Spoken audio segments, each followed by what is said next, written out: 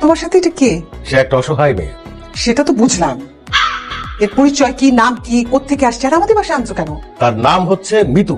এক জালিমের বাচ্চা জালিম, জঙ্গলির বাচ্চা জঙ্গলি তাকে বিয়ে করে রাস্তায় ফেলে চলে গেছে। আহারে, মেয়েটা তো আসলে অনেক কষ্ট। এগুলো হচ্ছে সব পরিবারের শিক্ষা, বুঝলা? আমার ছেলে যদি এরকম কিছু করতো, একেবারে তা দিয়ে কোপ দিয়ে না ঘাট থেকে কল্লা ফেলে দিতাম। Thank you aunty. তার মুখোশ আমি একদিন আপনার সামনে খুলবো, তখন আপনি অবশ্যই গা দিয়ে একদম কোপ দিয়ে তার কল্লাটা ফেলাই দিবেন। তুমি খালি নামটা বলো, আমি নিজে ওই ছেলেকে খুঁজে বার করবো। আরে রাখো তোমার নাম। আব্বা, তুমি এই মেয়েকে চিনো না জানো না, বাসায় নিয়ে আসছো কেন? বাসায় নিয়ে আসছি, আমাদের বাসায় থাকবে সেই জন্য।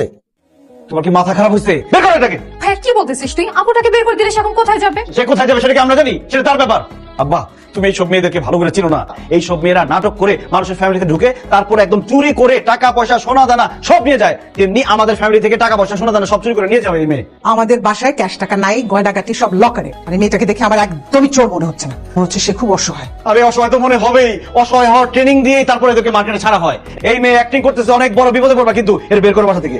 আরে বিপদে পড়লে পড়বো, তাকে বাইর করে দিয়ে কি তাকে বিপদে ফেলবো আমি? ভাই তুই যা তো, তোর ঘরে ওকে দিয়ে যা। তার স্বামীকে যতদিন পর্যন্ত সে খুঁজে না পায় ততদিন আমাদের বাড়িতে তোর রুমেই থাকবে। বাবা, এই মেয়েকে যদি বাসায় রাখো তাহলে কিন্তু আমার সমস্যা আছে। তোর কি সমস্যা হবে? আরে আমি একজন অবিবাহিত ছেলে, আর মেয়েটি একটি অবিবাহিত সুন্দরী মেয়ে।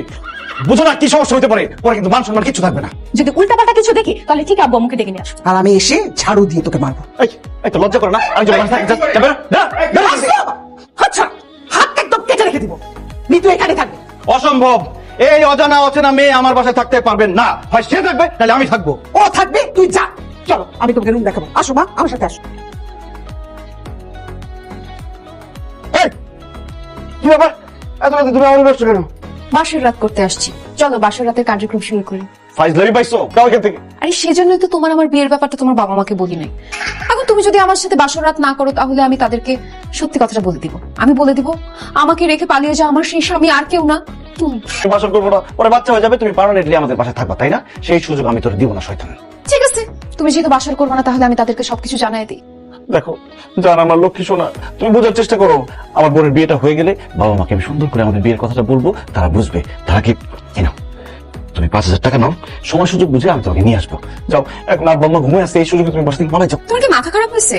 আমি আমার এত সুন্দর জামাই আর এত বড় লোক জামাই বাড়ি রেখে পালায় যাবো কি মরতে? বুঝি, আমি সবই বুঝি। এবার প্রেমের মজা আমি তোরে বুঝাইতেছি। তুই বাড়ি থেকে বেরোবে না তো, তোর বাপ বাড়ি থেকে বেরোবে। বেরো হারামজাদি, বেরো বেরো বেরো। না